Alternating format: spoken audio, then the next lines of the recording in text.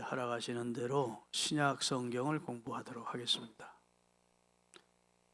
아무래도 신약은 우리에게 익숙하죠.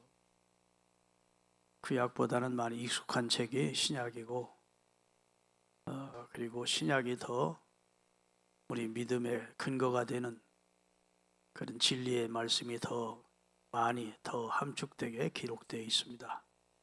그래서 신약 공부를 통해서 여러분이 믿음이 쑥쑥 성장하시기를 바라고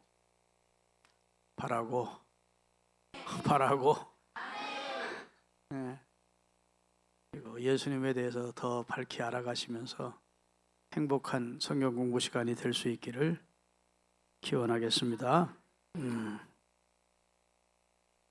오늘 유경선 집사님 새 출발 예배 곧 결혼식에 우리가 몇 사람 다녀왔습니다. 앞에 오늘 여기 다 와가지고 사고가 나서 우리 차가 아니고 큰 사고가 났더라고요. 차가 엄청 많이 밀렸는데 오늘 강의 못한다 하면 다 여기 모였던 사람들이 다 쾌재를 부르고 좋아할 거다 그러시는. 우리가 학교 다닐 때 결강하면 너무 좋아했거든.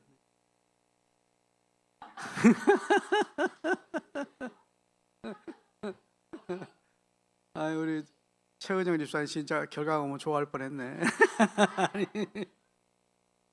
학교 다닐 때 그랬단 말이죠. 여러분은 아무래도 일주일에 한 번씩 하는 시간이니까 결강하면 아이고 아쉽다 했을 거예요. 그렇게 믿고 시작하겠습니다.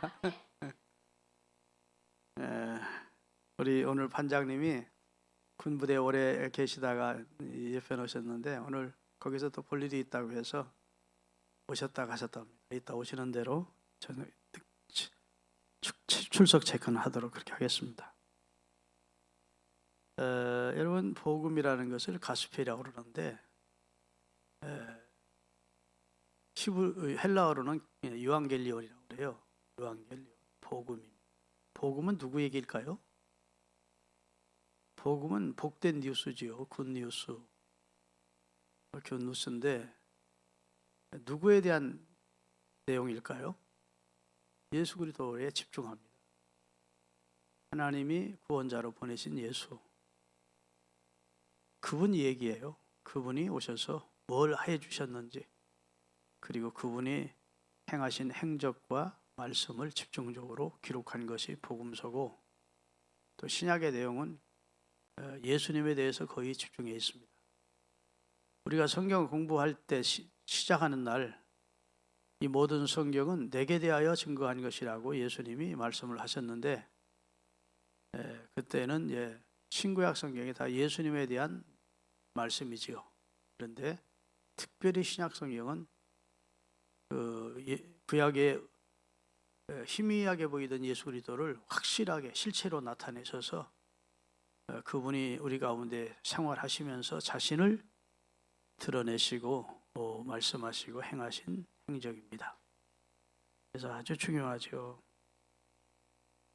마태, 마가, 누가, 요한복음을 사복음서라 그러는데 다 특색이 있어요. 마태는 왕이신 예수님을 전하고 있고요. 마가복음은 종 되신 예수님, 우리를 위해 스스로 낮아지셔서 종 되신 예수님에게 포커스를 맞추고, 그 다음에 누가복음은 사람이 되신, 인자가 되신 예수님의 포커를 맞춥니다. 그리고 요한복음은 성자 하나님에 대해서 이야기해요. 예수님은 하나님이시다. 성자 하나님이시다. 여기에 이제 초점을 맞춥니다.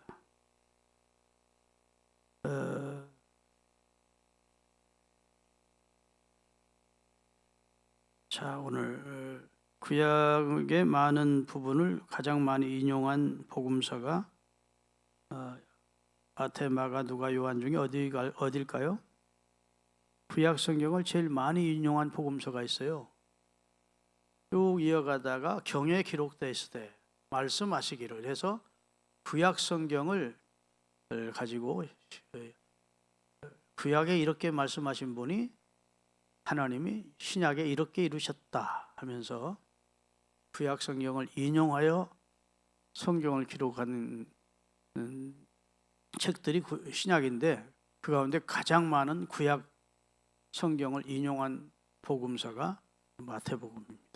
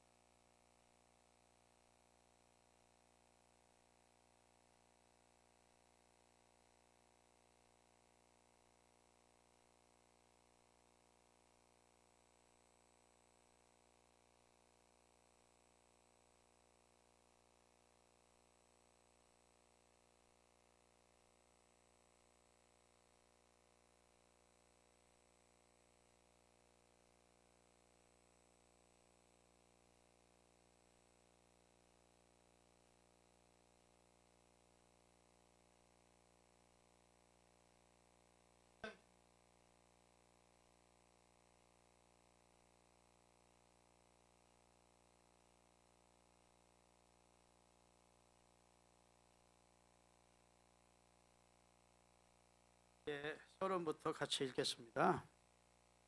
이 마태복음은 말 그대로 마태가 전한 복음이에요. 같이 읽습니다. 마태복음은 시간상으로 신약에서 제일 처음 쓰인 책이 아님에도 불구하고 신약의 제일 첫 책의 위치를 차지하고 있다. 그것은 마태복음이 그리스도를 통한 구약 예언의 성취와 신약의 출발이라는 대사건을 가장 많이 강조하고 있기 때문이다. 즉 예수가 옛 언약과 옛 예언을 모두 다 이루시고 새 언약을 주시는 분임과 동시에 약속된 메시아 곧 우리의 영원한 왕이심을 강조하는 것이 마태복음의 주제인 바 그 논리상 구약과 연결되는 신약 제1권의 위치를 차지하게 됩니다. 자, 신약 27권 중에서 제일 먼저 기록한 순서대로 하면 마태복음이 일부 첫 번 기록된 책은 아니라는 겁니다. 그런데 성경 신약을 이렇게 편찬할 때 순서를 넣을 때 마태복음이 1번에 넣은 것은 구약 성경과 신약 성경을 연결하는 고리가 되기에 가장 적합한 책이기에 마태복음을 1순서에 넣었다는 뜻이죠. 아시겠죠? 네, 그 다음에 저자는 마태이고요. 마태는 뭐 하던 사람이죠? 네? 세리입니다. 세리. 가버나움에서 세무서에서 세금을 징수하고 세무서에 앉아서 그것을 환산하는 세리였다고요. 세리. 그런데 마태라는 이름과 동명 똑같은 이름 또 하나의 호칭이 있습니다. 레위입니다. 성경에 보면 레위라는 이름이 나오면 그것은 마태를 부르는 겁니다. 그러니까 레위 지파에서 그랬던 것 같아요. 그래서 성경에 마태라고 등장하기도 하고 레위라고도 등장합니다. 그러면 그것은 마태라고 읽으면 되고 레위라고 마태를 읽을 때 그는 레위고 레위라고 읽을 때 그는 마태입니다. 아시겠죠? 같은 사람이라 그 말입니다. 그런데 가버나움에 세무서에서 일하고 있을 때 예수님이 지나가시다가 나를 따르라 했더니 그가 세무 일을 다 뒤로 하고 앞에 던지고 예수님을 따라 예수님의 제자가 되는 이야기가 기록이 되어 있습니다. 아멘. 그러니까 마태가 저자고 그 다음에 기록 연대는 AD 70년 전후입니다. AD 70년에 예루살렘과 이스라엘이 멸망합니다.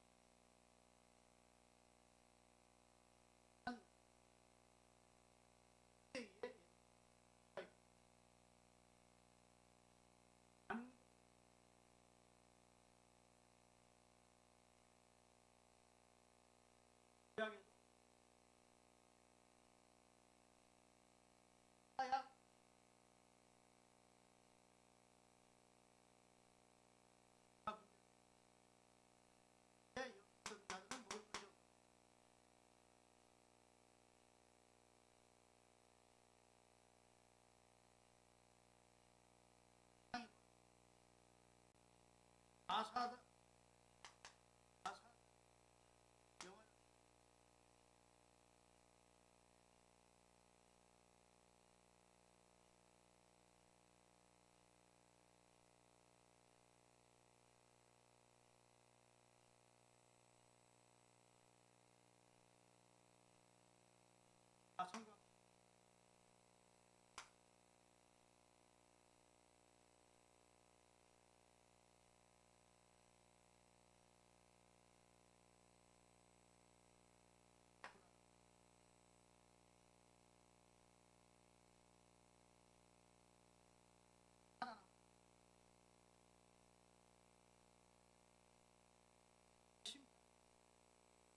아벨의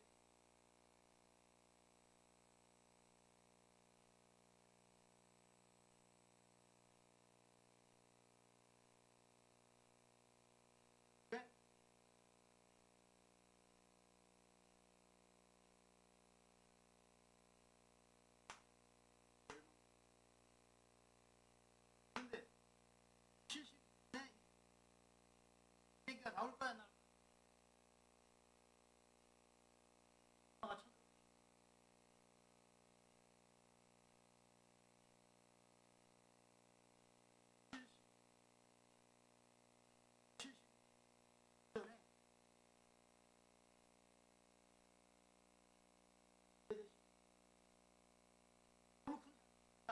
목격했으면 끊임없이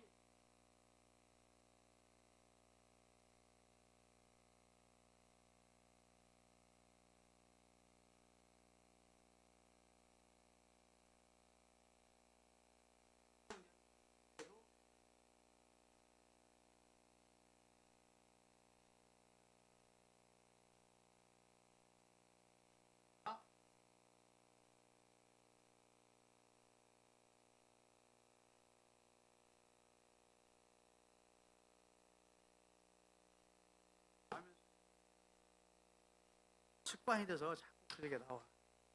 이해를 하셔야 돼요. 기록 목적을 같이 읽겠습니다. 마태는 본서를 기록할 당시의 종교적 상황은 유대 해당과 교회의 잦은 충돌로 인해 유대교와 기독교의 분열은 거의 확정적 단계에 있었습니다. 자, 마태가 이 성경을 기록할 때에는 유대교도 있었고 유대교인이었다가 기독교인이 되고 이방인이었다가 기독교로 들어온 사람이 같이 존재했다는 겁니다. 유대 경례 안에 유대교와 기독교가 상존해 있었대요. 그들은 늘 충돌했다는 겁니다. 유대교인들은 예수를 하나님의 아들로 안 믿으니까. 근데 기독교인들은 예수님은 하나님이 보내신 성자 하나님이라고, 하나님은 그가 구약 성경에 예언했던 메시아라고 예수를 그렇게 주장하니까 전혀 다른 주장을 하니까 유대교와 기독교인은 하나 될 수가 없었다고요. 자, 그 다음에 그리고 초대교회 내에도 유대인 개종자가 있는가 하면 유대인이 아닌 로마인이나 뭐 각종 뭐 그 지역에 있는 이방인 개종자가 있었다고요. 이방인이어서 예수를 믿는 사람, 그 다음에 유대인이었다가 예수님이 주라는 사실을 믿고 기독교인이 된 사람이 그 사이도 갈등이 점차 극복되면서 이방인 개종자도 교회의 주요 역할을 담당하게 됩니다. 한편 이때는 이미 마가복음이 쓰여요. 여러분 복음서가 넷인데 사복음서인데 그 가운데 제일 먼저 기록된 복음서가 마가복음입니다. 마가복음이 제일 먼저 기록됐어요. 마가복음 잘 보여줘. 어디지? 뭐 했어요. 그러나 마가는 예수의 행동은 강조했으나 그분의 말씀, 즉 설교와 교훈은 별로 예수님의 행적 중심의 기록을 했다는 겁니다. 마가는. 이해되시죠? 예수님이 무슨 일을 했는지, 물론 예수님이 종종 하신 말씀도 기록되어 있지만 주 목적은 예수님의 행적을 기록했어요. 예수님이 하신 일을. 그런데 마태복음은 예수님이 교훈을 많이, 교훈과 그의 가르침, 그리고 그가 메시아 되심을 증명하는 그런 여러 가지 이적을 행한 것을 주로 기록을 해놓았습니다. 그리하여 예수 사건 자체는 잘 보여주었으나 마가복음은 예수 사건의 의미를 설명하기는 다소 부족함이 있었기 때문에 마태는 마가복음을 읽었을 겁니다. 틀림없이 자기 신앙의 동료인 마가가 기록한 마가복음을 읽고 나서 좀 보충을 해야 되겠다. 이건 예수님의 행정을 중심으로 기록되고 있으니까 그분이 하신 말씀을 내가 좀 기록을 해야 되겠다. 이러면서 마태복음을 기록하게 됐다는 겁니다. 그래서 마태는 예수님 사건이 인간에게 주는 의미와 그리고 그분이 전하신 말씀을 주로 기록을 했습니다. 신학적 주제입니다. 본서는 앞서 기록 배경에서 밝혔던 문제에 직면했던 초대교회에 의해서 확실하게 다음 네 가지 주요 부제들을 제시합니다. 첫째, 예수는 구약에서 예언된 메시아다. 이게 이제 핵심 키포인트예요. 마태복음의 키포인트는 예수님은 만왕의 왕 대신 메시아다. 구약 성경에 갑자기 예수님이 이 땅에 출현하신 분이 아니고 구약에 그렇게 오시마 하셨던 메시아다. 그 다음에 둘째, 예수의 교훈은 교회를 위한 새 율법이다. 구약의 율법은 이미 그 기능이 거의 상실됐고, 구약의 제사법 이런 건 다 이미 없어졌습니다. 의식법 그것도 없어졌어요. 예수님이 십자가에 달려 돌아가시면서 다 이루었다 하는 순간 우리는 구약의 제사대로 제사법 제사 드리지 않습니다. 이해되시면 하면 하나 남은 거 있으면 그게 도덕법만 남아 있어요. 그 율법에. 우리는 구약 성경대로 제사 드리는 사람 어디 이 기독교인이 있습니까? 양 잡아와서 피를 가지고 이 성전에 와서 피 드리는 사람 있습니까? 우리가 번제를 드립니까? 속죄제를 드립니까? 그런 거 안 드리잖아요. 그 제사법은 폐했습니다. 믿습니까? 그 다음에 의식법인 절기도 폐했어요. 지금 우리가 속죄제를 드리고 이러지 않지 않습니까? 의식법 하나 남아있다면 도덕법, 십계명을 중심으로 한 도덕법은 살아있고, 그 외에 예수님이 단번에 십자가에서 이루어져 주셨기 때문에 제사법이나 의식법은 이미 폐하해졌다고 봐야 됩니다. 근데 교회 다니면서도 아직도 피는 죽어도 안 먹겠다는 사람 그래서 피 있는 게 뭐지? 순대 또 뭐라고 그러지? 선지국밥 있어요. 성경대로 하려면 그런 사람 미꾸라지도 먹지 말고 장어도 먹지 말고 못 먹어야지. 그런 건 너무 지엽적인 거예요. 예수님을 그렇게 성경 말씀 문자 하나 가지고 막 고집부리는 것은 그건 아직 주님의 십자가의 죽음을 헛되게 하는 겁니다. 아멘. 성경대로 세례를 받아야 된다고. 침례만 성경이라고. 물속에 들어갔다 나오는 세례를 주게. 기도 우리 장로교 같은 데 주는 이 물세례는 상징이 그건 진짜 세례받은 거 아니라고. 그럼 진짜 세례받으려면 요단강가에 가서 받아요. 그때 흐르던 물로 마셔야 받아요. 예수님 당시에 흘렀던 그 물 그대로 다시 거꾸로 되돌려서 받아야 돼. 너무 문자 하나 가지고 막 생명 거는 사람도 있어요. 예수님은 그런 걸 원치 않습니다. 할렐루야. 그다음에 셋째, 하나님 나라는 이 땅뿐 아니라 새 하늘까지 포함된 것이다. 여러분, 하나님 나라라는 것은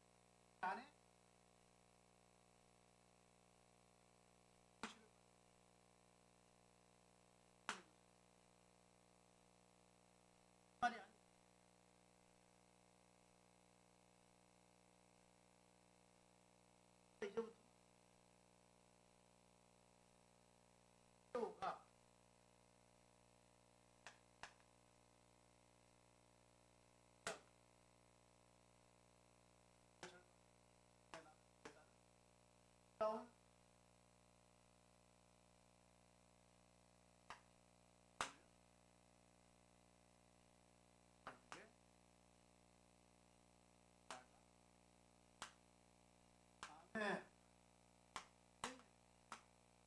이제부터까지는 얘기하여 그 사람들에게 하나님의 부르심을 받는 마음이 됐다.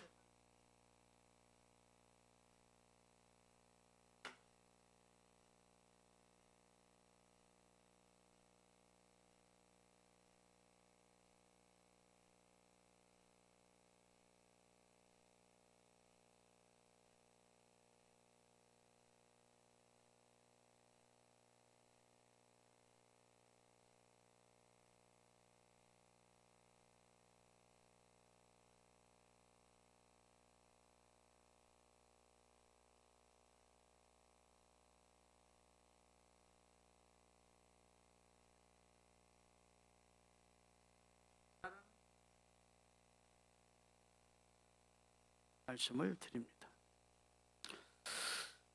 그래서 하나님의 나라는 이 땅에도 있고 하나님 나라까지 포함한다는 것이다. 그 다음에 넷째, 교회는 구약을 계승하나 이방인까지 포함된 새로운 신앙 공동체이다.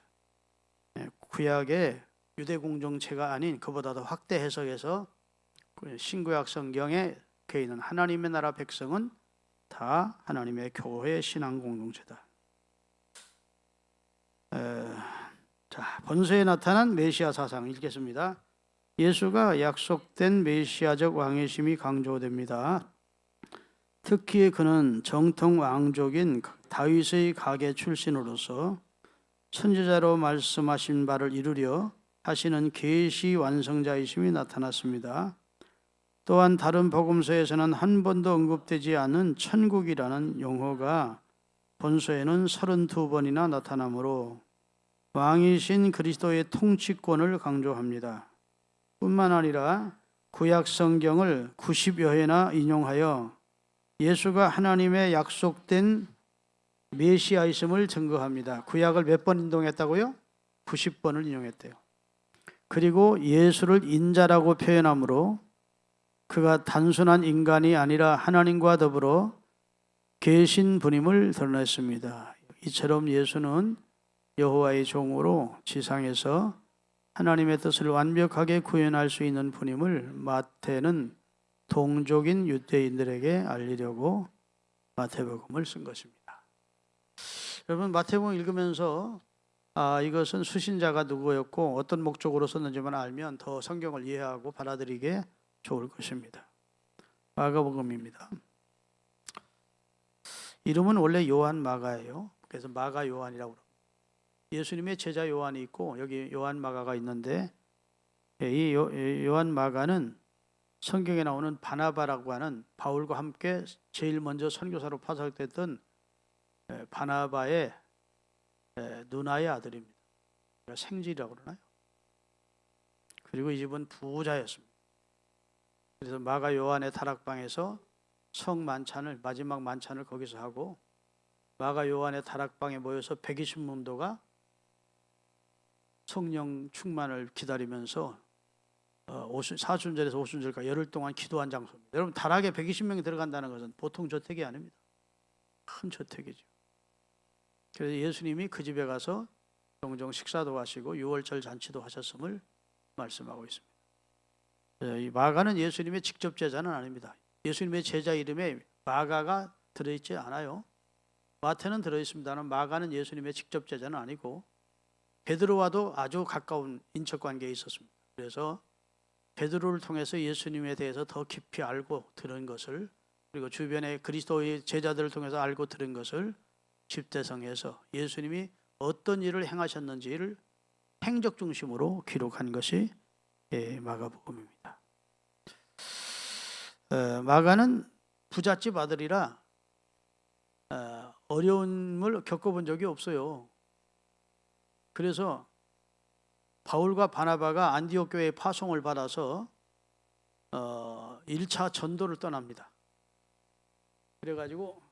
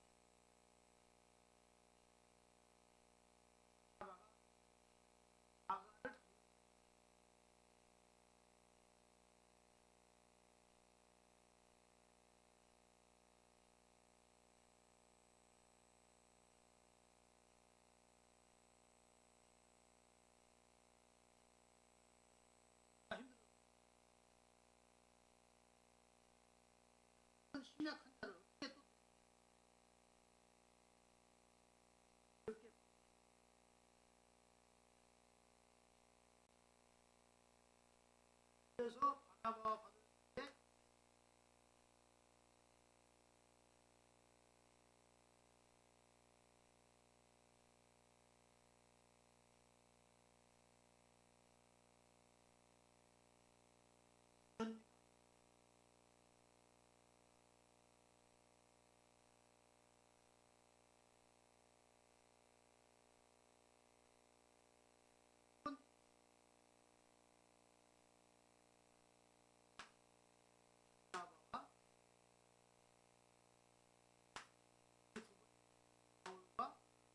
누구요?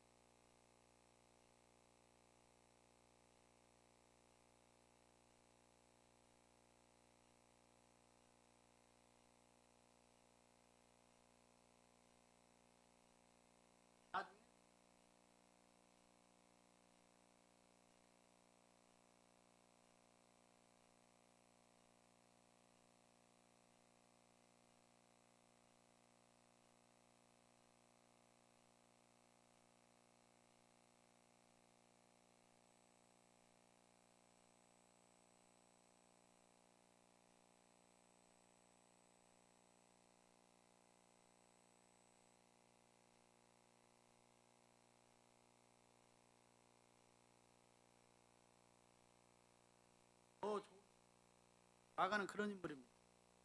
네. 자, 같이 읽겠습니다. 마가가 본서를 기록할 당시 무명의 기독교인들이 택할 수 있는 길은 다음 몇 가지가 있었다. 첫째, 그들은 하나님께서 그들을 버렸거나 그들을 보호할 수 없다고 결정할 수 있었다. 다시 말해서 예수를 믿었더니 막 핍박이 계속되고 잘못하면 막 순교하고 그러니까 예수 믿어도 소용없네 하고 포기할 수도 있었다는 겁니다. 두 번째 읽겠습니다. 둘째, 교회에서 더 이상 공공한 신앙 고백을 하지 않고 여러 부류의 사람들이 잡다하게 섞인 로마의 인본주의 문화 속에서 적당히 휩쓸림으로 기독교임을 그냥 속으로 예수 믿는다고 하고 적당히 불신자처럼 살면서 마음으로만 예수 믿는 일을 예수 믿는 마음을 가지고 살 수도 있었을 것이라는 겁니다. 방법을 얘기하는 거예요. 셋째, 그들은 하나님께서 마술 지팡이를 쥐고서 당신의 백성이 고통을 당하거나 굴욕감을 절대 맛보지 않게 하시리라고 믿을 수도 있었다. 예수님의 신통력을 믿고 한번 끝까지 믿음 지켜보자. 그럴 수도 있었을 것이라는 겁니다. 그다음에 네 번째,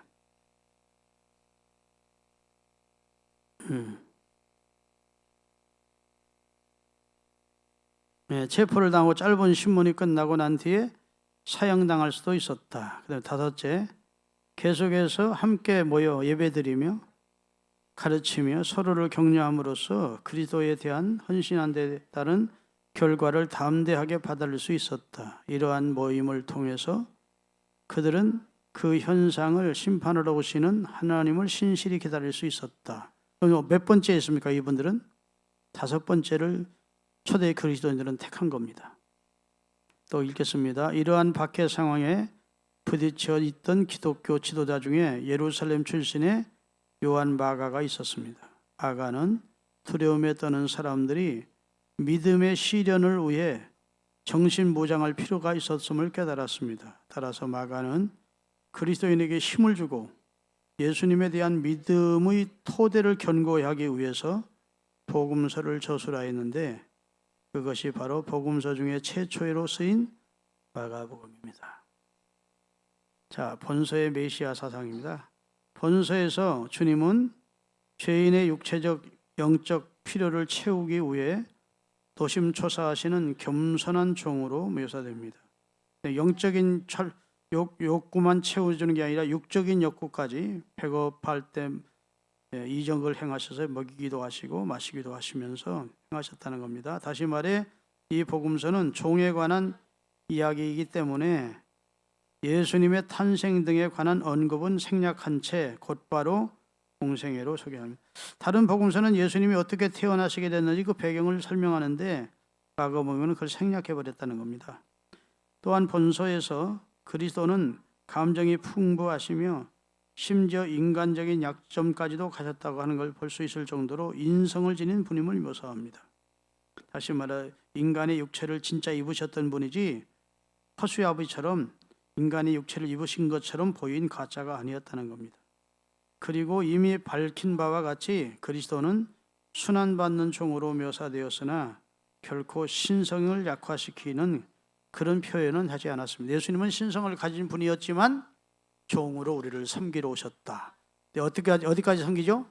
죽기까지 우리를 섬기러 오셨다. 인자에 온 것은 섬김을 받으려 온 것이 아니고 도리어 섬기려 하고 자기 목숨의 많은 사람이 대속물로 줄여왔다고 예수님이 말씀했어요. 그 다음에 이제 누가복음입니다. 예수님의 생애를 다룬 책이 이제 누가복음인데 그 생애에 쭉 다루면서 누가는 의사였습니다. 사랑받는 의원이라고 성경에 나와요. 그리고 화가였고, 그리고 사도 바울을 곁에서 사도 바울을 끝까지 순교할 때까지 돕던 자가 의사 누가입니다. 그 누가가 성경 2권을 썼어요. 첫 번째 쓴 것이 누가복음이고 두 번째 쓴 것이 사도행전입니다. 그래서 사도행전은 누가 후서라고 할 수 있습니다. 자, 성경 다 가지고 계십니까? 누가복음 1장 읽겠습니다. 자, 누가복음 1장 같이 읽겠습니다. 우리 중에 이루어진 사실에 대하여 처음부터 목격자와 말씀이 일꾼된 자들이 전하여 준 그대로 내력을 저술하려고 붓을 든 사람이 많은지라.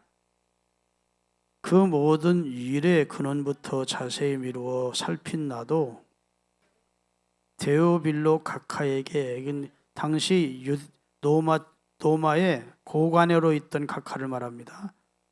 이 데오빌로라는 사람이 로마 총독 밑에 유명한 큰 권력을 지은 그런 입장이었던 것 같아요. 지역 총독이었던 것 같습니다. 그 데오빌로 각하에게 처음부터 이루어진 일을 차례대로 써보내는 것이 좋은 줄 알았노니 이는 각하가 알고 있는 바를 더 확실하게 하려 함입니다.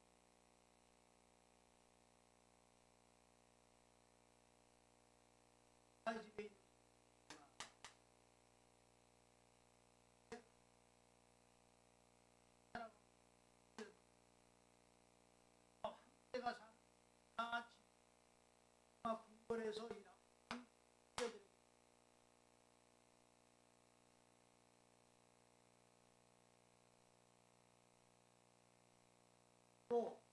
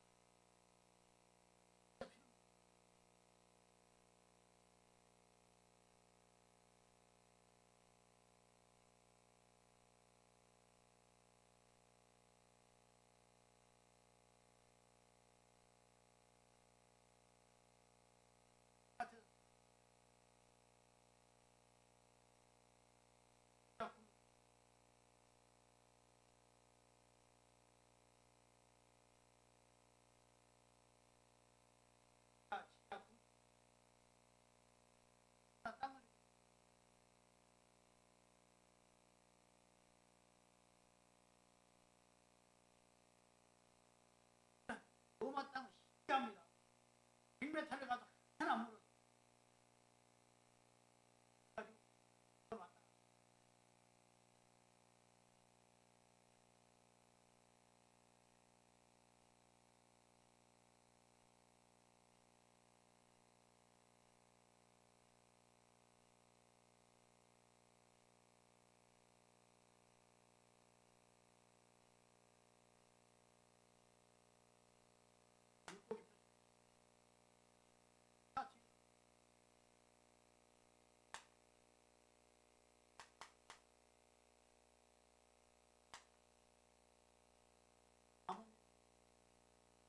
예수 그리스도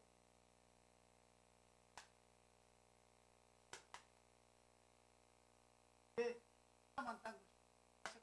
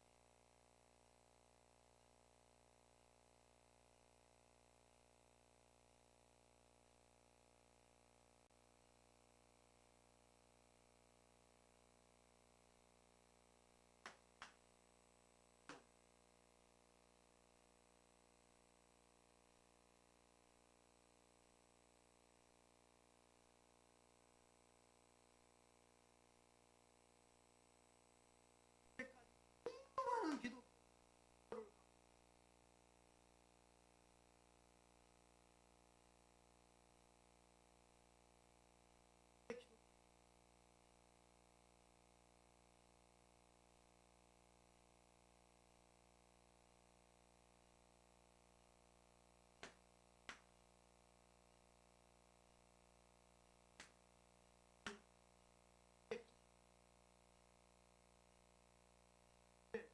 밖에 안 돼요.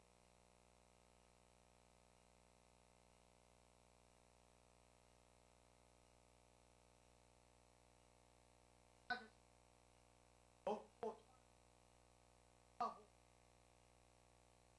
아무 아는 사람들이 내가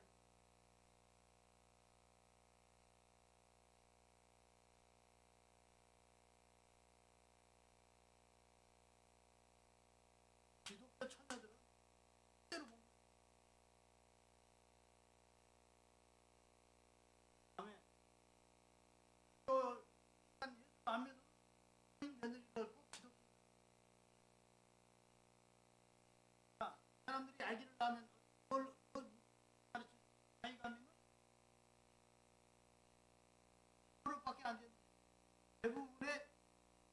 로마의 지도국에 가진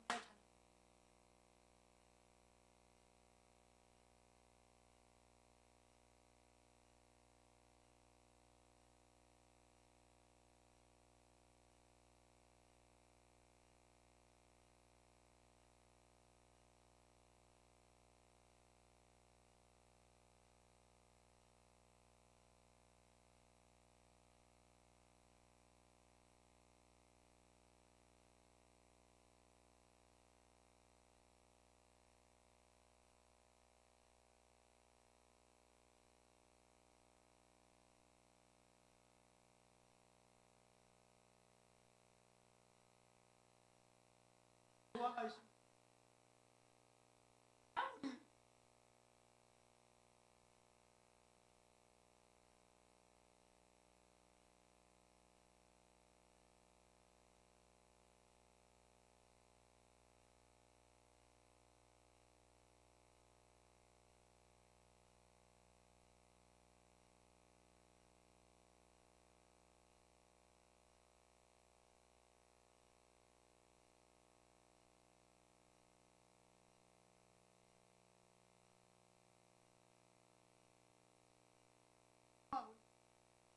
처음에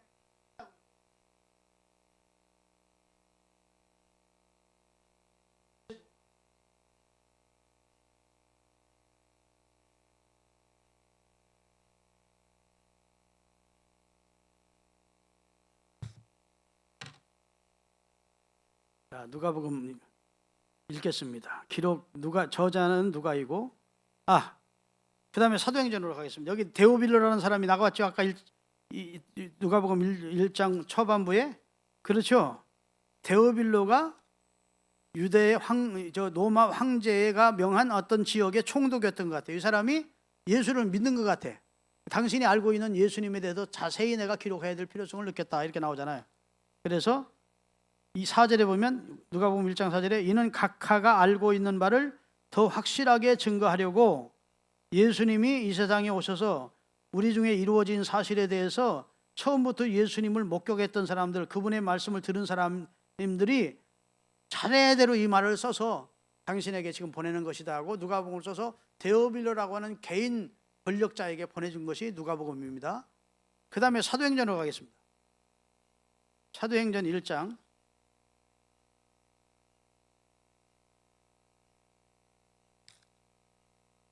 여기도 1절부터 데오빌로요 이렇게 나오죠. 데오빌로요 내가 먼저 쓴 글에는, 이게 먼저 쓴 글이 뭘까요? 누가복음이죠.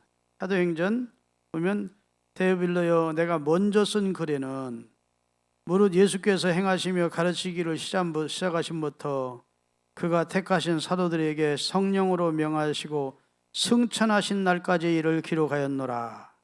그가 고난받으신 후에 또한 그들에게 확실한 많은 증거로 신이 부활하심을 나타내사 40일 동안 그들에게 보이시며 하나님의 나라 일을 말씀하시니라. 그러다가 예수님이 승천하신 것부터 이제 교회에서 일어난 사건들, 교회에서 일어난 복음적인 역사를 쭉 쓴 것이 교회 역사를 기록한 사도행전입니다. 그러니까 이 누가복음을 쓴 기록자도 누가고 사도행전을 기록한 것도 누가입니다. 그런데 여러 사람을 대상으로 쓴 것이 아니고 데오빌로라고 하는 총독의 신앙과 그 신앙 성숙을 위해서 써서 보낸 건데 하나님은 섭리하셨겠죠. 이것이 나중에 성경으로 채택돼서 오고 오는 그리스도인들에게 신앙의 길잡이가 되게 해주시려고 아마 섭리 가운데 그리 하셨을 줄로 믿습니다. 자, 기록 연대는 여기 또 주후 약 AD 60년에서 70년 사이입니다. 신학적 주제는 예수님의 메시아 되심을 전하고 있습니다. 기록 목적 읽겠습니다. 본서 기록 목적은 본서의 서론과 사도행전 및 본서의 주제와 전체적 내용을 종합해 볼 때 다음 몇 가지 사항으로 요약됩니다. 첫째, 누가는 개종한 지 얼마 되지 않아서 믿음이 연약했던 로마의 고위 관리 데오빌로에게 예수에 관해 거대 상세한 정보를 제공해 줌으로써 그로 하여금 견고한 신앙을 소유케 하고자 했습니다. 둘째, 누가는 더 나아가 많은 지성적 이방인에게 복음과 복음을 받아들인 후에 뒤따르는 구원의 확실성을 전달하려고 복음서를 기록했습니다. 셋째, 누가는 기독교가 이스라엘의 진정한 종교로서 활발히 확장되어 나갈 수 있도록 본서를 통해 복음 전파의 합법성을 입증하고자 했습니다. 유대교가 참 구원의 종교가 아니고 유대교는 기독교를 뒷받침하기 위해서 하나님이 먼저 이스라엘에 주신 것이고, 진짜 하나님이 주시기를 원했던 것은 신약의 복음이라는 것이죠. 넷째, 누가는 종말론에 관련한 문제나 빈곤과 부 또는 사회에서 소외당한 자들을 주제로 한 사회적인 문제들을 두루 다룸으로써 각계각층의 사람이 예수를 믿게 하려고 했습니다. 결론적으로 누가는 이방인들에게 완전하고 유일한 한 인간으로서의 예수의 생애와 사상을 알림으로써 믿음을 견고케 하고 불신자들의 공격을 막으며 결국은 복음이 더 널리 전파되도록 하기 위해서 기록했습니다. 본서에 나타난 그리스도입니다. 다 같이 읽겠습니다. 본서는 하나님인 동시에 언제나 인간이신 그리스도를 증거합니다. 따라서 타 복음서보다 예수님의 인성과 감정, 묘사에 대한 표현이 많으며 그로 인하여 그분의 기적, 비유, 교훈 등 모든 행적에는 인자하신 예수님이 인간에 대한 연민과 인간미와 그리고 하나님이신 그리스도의 능력과 의지가 잘 조화되어 나타납니다. 잃어버린 자를 찾아 구원하려 오신 인자는 한 인간으로서 지상에서 기쁨과 슬픔을 모두 맛보셨으며 가난하고 경멸당하고 병들고 죄인 취급당하는 자들에 대해 특별히 깊은 긍휼과 연민을 보이셨습니다. 아멘. 그래서 예수님은 인간의 몸을 입으신 분이었다.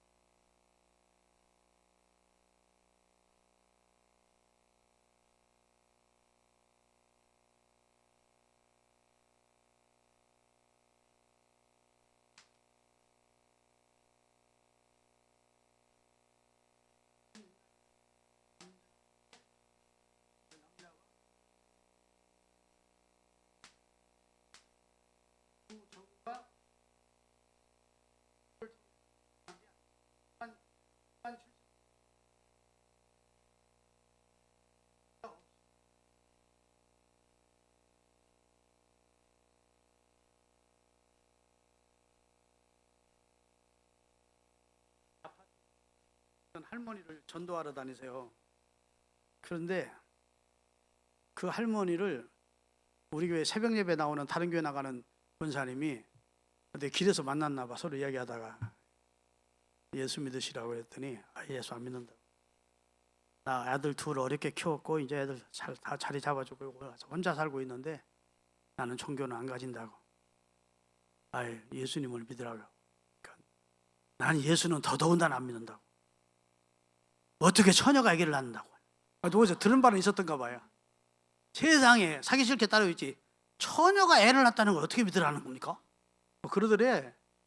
그러니까 우리 새벽 예배 나오는 권사님이 우리 전사님한테 몇동 아무데를 눌러 가보면 그 사람을 전사님이 맡긴 거예요. 전도를 계속 해라. 그러니까 우리 전사님도 계속 시간만 있으면 전도하러 가는 거예요. 그 집을. 얼마 전에는 할머니가 마음이 좀 열렸는지 전사님 밥해 놨으니까 같이 와서 밥 먹자고 그러더래. 그래서 많이 이제 역할이 지금 하기 시작한 것 같은데 그 사람이 나름대로 아는 게 좀 있었던가 보지. 들은 바는 있었던 것 같아. 어떻게 처녀가 애를 낳느냐고.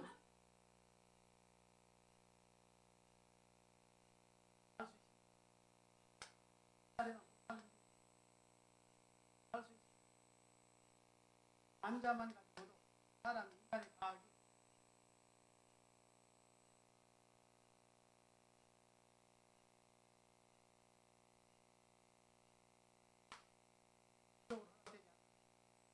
양을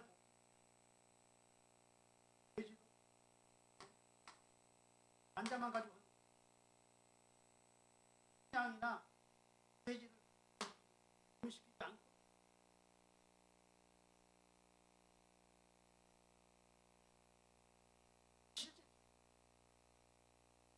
실제 법적으로 허용이 됐다가는 이상한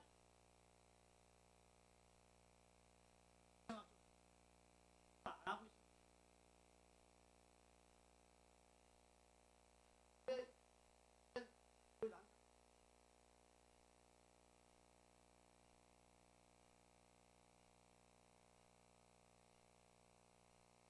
머리를 가지고 하나님은 성녀 마리아의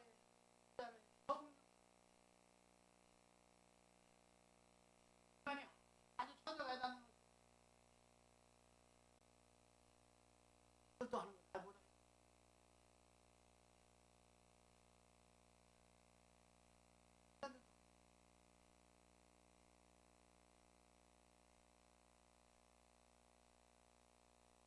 그런 사람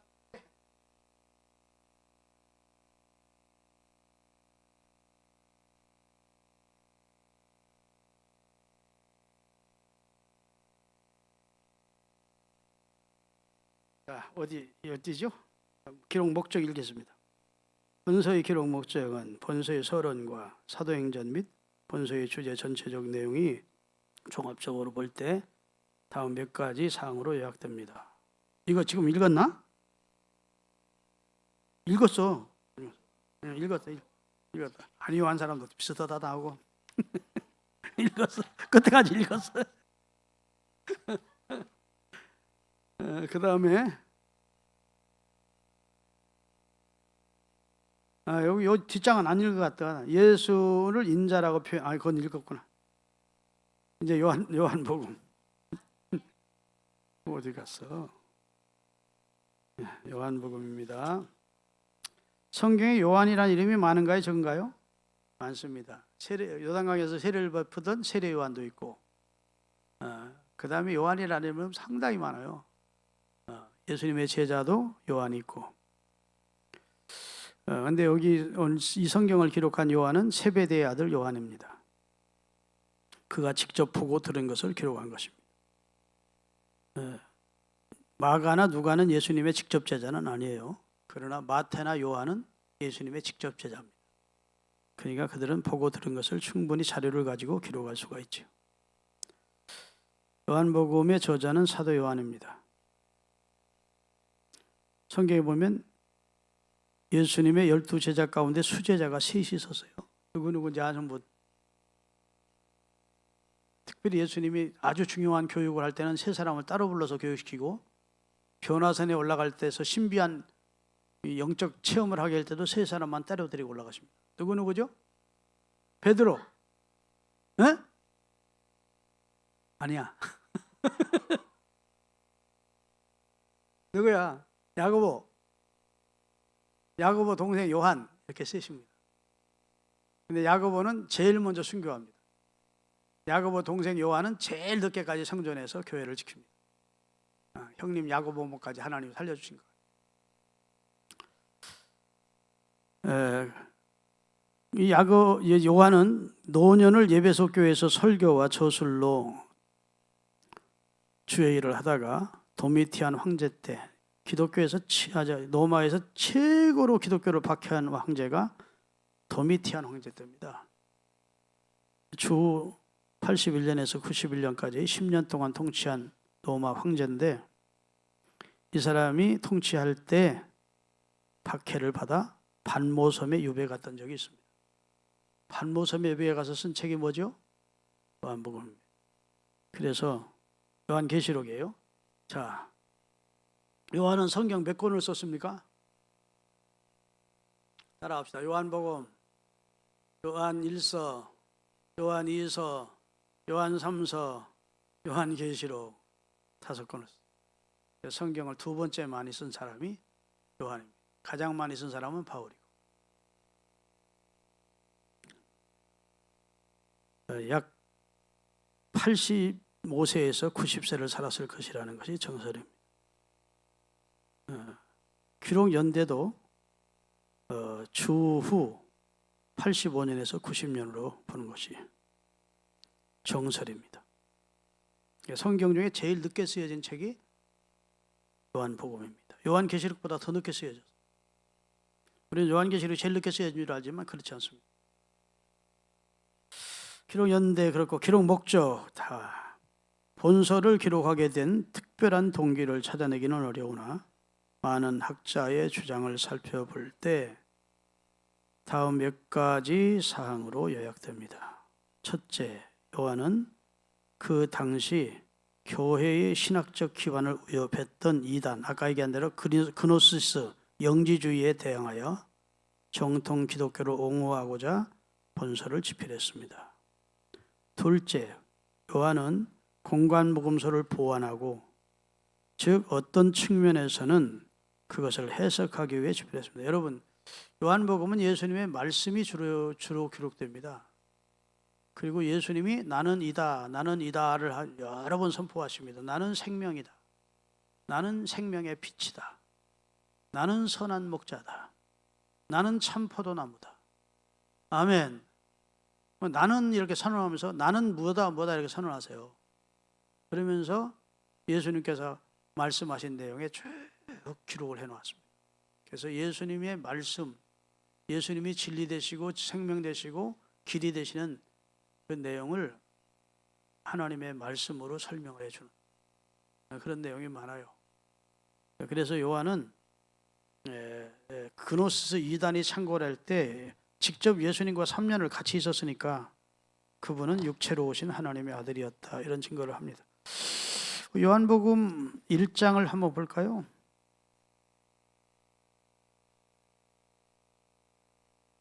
요한복음 1장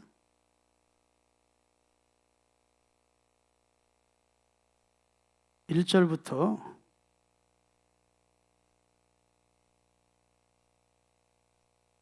4절까지만 5절까지 읽겠습니다. 4절까지 읽겠습니다. 태초에 말씀이 계시니라. 하나님과 함께 계셨으니 이 말씀은 하나님이시니라. 그가 태초에 하나님과 함께 계셨고 만물이 그로 말미암아 지은 바 되었으되 하나 지은 것이 하나도 그가 없이는 된 것이 없느니라. 그 안에 생명이 있었으니 이 생명은 사람들의 빛이라. 아멘. 그 다음에 이제 요한 1서로 가겠습니다. 성경 거의 뒷부분으로 가세요. 요한이 쓴 책을 좀 살펴보자고요. 오늘 요한복음 1장은 그분은 태초에 있었던 하나님의 말씀이었다는 겁니다. 육체를 입고 오신 분이었다는 겁니다. 요한 1서 1장도 찾으셨으면 아멘. 태초부터 있는 생명의 말씀에 관하여는 태초부터 있는 생명의 말씀이 누굽니까? 예수님을 말합니다. 말씀이 육신을 입고 오신 분이니까 우리가 뭐요? 들은 바고 눈으로 본 바고 자세히 보고 우리 손으로 만진 바라. 왜 이렇게 했다고요? 그노스 이단을 차단하기 위해서입니다. 허상으로 온 분이 아니야. 직접 우리와 함께 생활했어. 그분은 우리와 함께 음식도 잡수셨어. 부활하신 후 예수님이 디베라 바닷가에서 생선을 구워놓고 같이 잡수셨어요. 허상이면 못 드시지. 헛개비가 어떻게 들 수 있어요? 예수님은 사기치러 이 세상에 오신 분이 아니에요. 친히 육체가 지은 죄를 담당하시려고 육체를 입고 오셔서 하나님과 우리 사이의 중보 역할을 감당해 주신 분이십니다. 자, 기록 목적을 같이 읽겠습니다. 본서로 기록하게 된 특별한 동기를 여기 읽었네. 세 번째 읽어야 되나? 셋째, 요한 그리스도의 복음을 이방인에게 전하기 위해 즉 헬라화된 수로로 재기술하기 위해 본서를 기록했습니다. 넷째, 구약 성경에 약속된 메시아를 배척함으로써 드러난 유대교의 모순을 지적하기 위해 기록했습니다. 본서에 나타난 그리스도, 본서에서 인간 예수의 모습도 나타나지만 무엇보다도 성육신하신 하나님의 아들 예수님의 신성이 부각되어 있습니다. 이는 나는 이다, I am 나오는 나는 이다라는 말은 선언에 잘 나타나며 나는 이다가 계속 6장 35절, 48장, 8장 12절 나는 이다라고 나오는 겁니다. 7가지의 표적과 성부 하나님의 증거에서도 잘 나타나고 있습니다. 아멘. 그래서 그 다음에 이제 사도행전까지만 하겠습니다. 여러분, 구약에는 역사서가 많습니다. 구약에는 역사서가 여호수아부터 역사서로 들어가서 사도행전 열왕기서, 사무엘서, 역대서 이게 다 역사서죠. 그런데 구약엔 신약은 27권 중에 역사서가 딱 한 권입니다. 사도행전만 역사. 교회 역사를 사도행전이 없었으면 교회가 어떻게 태동돼서 어떻게 진행됐는지를 모를 거예요.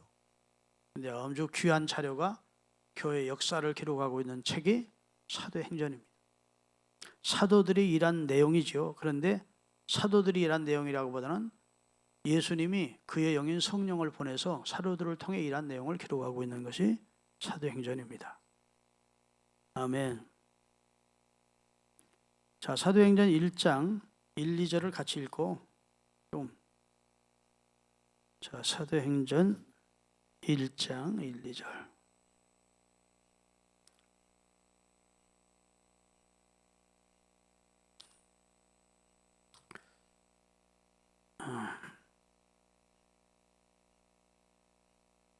같이 읽겠습니다.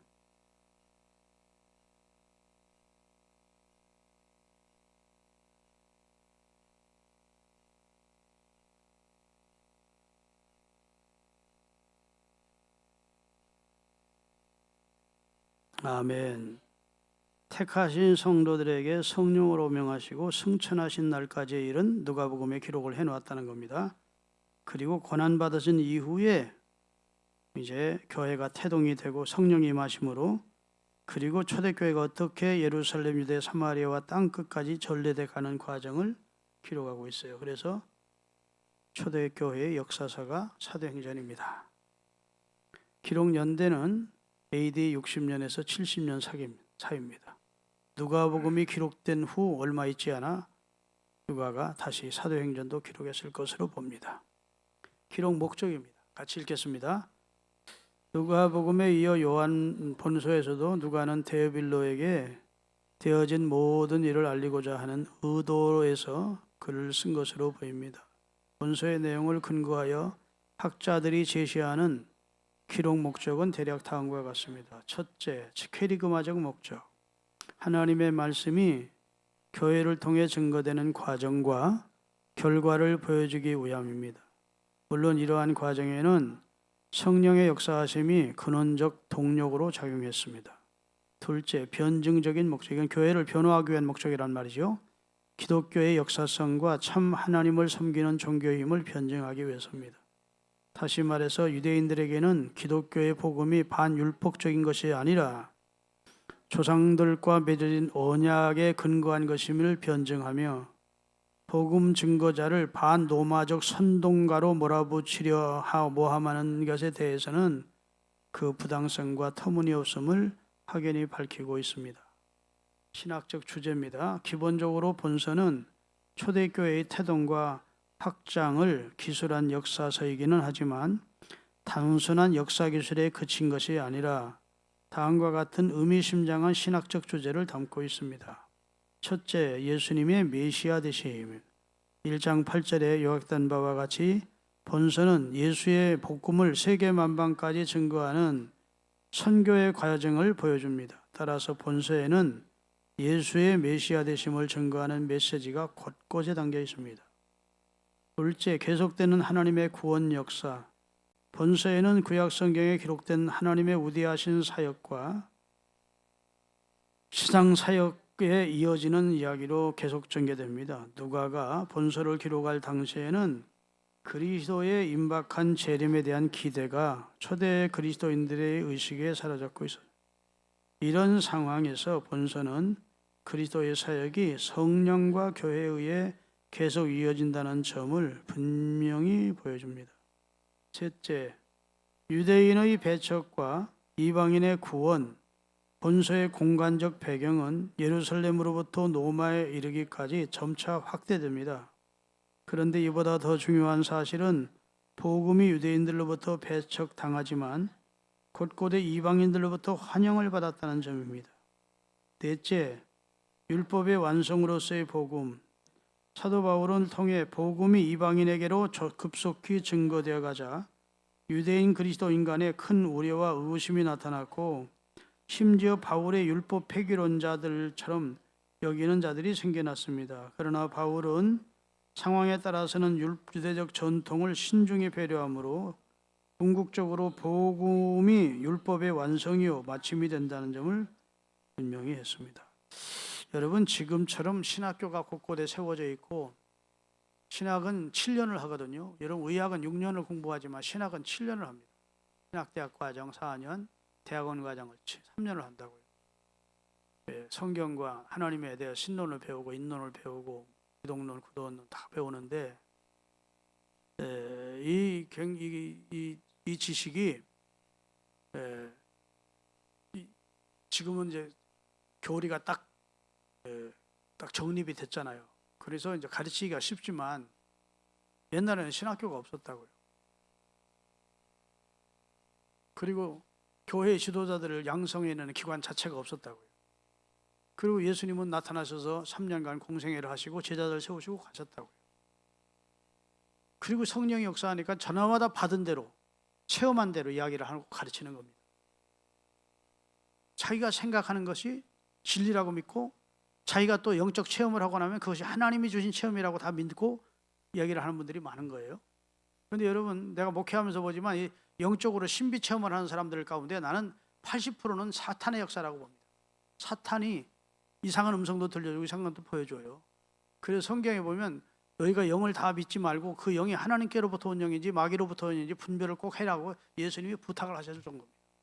믿습니까? 초대교회 안에 얼마나 초대교회의 복음을 통해서 수많은 사람이 구원받는 것을 사탄이 싫어하겠습니까? 그러니까 수많은 사람들이 영적 체험을 했는데 뭐 지금처럼 조직화된 그런 뭐 교리 공부도 없고 하던 시대니까 이단들이 그렇게 많았다고 봐야 돼요. 지금보다 훨씬 더 많고 다시 주장하는 사람들이 많았다고. 그래서 교회에 분란이 많았다고요. 그런 시대에 이 성경이 꼭 필요해서 쓴 겁니다. 교회는 이렇게 세워지고 예수님은 이런 분이고 이렇게 가르쳤고 그 다음에 교회는 이렇게 시작돼서 이렇게 진행돼 갔다. 예에서 벗어나는 것은 예수님의 가르침이 아니다. 뭐 진리와 신학의 정통성을 지켜가기 위한 애절한 하나님의 사람들의 성령의 강동을 통해서 기록된 책이 신약성경입니다. 할렐루야. 지금도 이 사회가요 하나님의 말씀을 자기 이성만큼 인정하지 않습니다.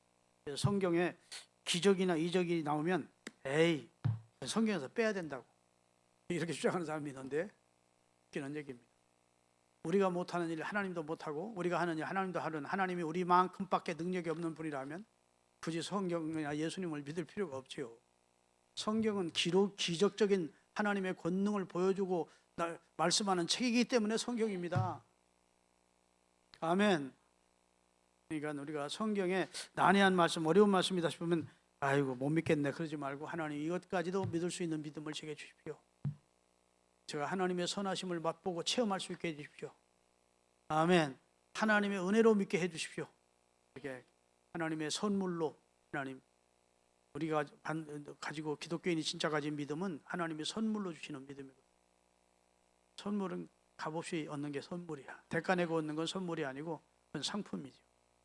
하나님이 진짜 예수 그리스도를 주로 믿고 구원받을 사람에게는 선물로 성경을 믿어지게 하는 믿음을 주시는 거예요. 기도하시겠습니다.